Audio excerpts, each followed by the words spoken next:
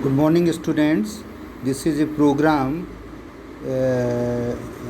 In this program, we have to insert a number in a particular location at a particular position in a given array or in a created array, right? So int n means how many number we want to input into the array. POS is a position where we want to insert a number. X variable for inserting a number, right? Scanner S, new scanner system dot in, system dot out dot print, enter number or element you want in array. So n is equal to s dot next int. Suppose we want 5 numbers, so there will be index will be 0 to 4 like this one, right? Then because we have to insert a new number, so means if you want to store 5 number, it means there must be 6 locations. So what we are doing, we are creating an array of 6 locations, an array of 6 locations, right? So 6 location means 0, 1, 2, 3, 4, 5 like this one, right? System dot auto print, enter all the elements. Suppose these numbers have been entered because 6 locations are there, but how many values we have to store? 5. 2, 3, 4 are 5 and 6 are going to store. Okay. So and the question is, suppose we have to insert 10. Which number? Any number 10 into this location at index 2. But it is being said into the question that at which position? Its position is 3. First position, second position and third position. So we are inputting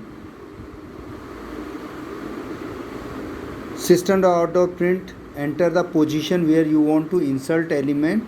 POS means position, s dot next int. So it will ask the value and user will input suppose 10, and 10 is storing in x, right?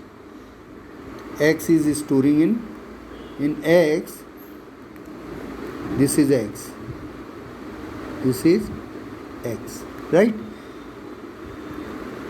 Now dry run for int I is equal to n minus 1. Actually what we are doing, it is very simple. What I am doing is storing 6 into this location, means 4th position's value into the 5, 3rd position into 4 and 2nd position into the 3rd. So what will happen finally? 4 will be here and 4 will be here. See, the array will be like this one, right? And at this location we have to store 10, right? So this is happening here. Int I is equal to n minus 1. The value of n is equal to 5, right? ai plus 1 means an plus 1 means it will become 6 locations. Position is 3, index will be 2, right? And what is happening here? Number is 10, I is equal to 4. So ai plus 1 is equal to ai. Ai, the value of I is 4. See, so 4 plus 1 means 5. In A5, A4 will be stored.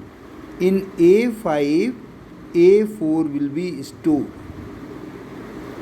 This way. This will come here. Right?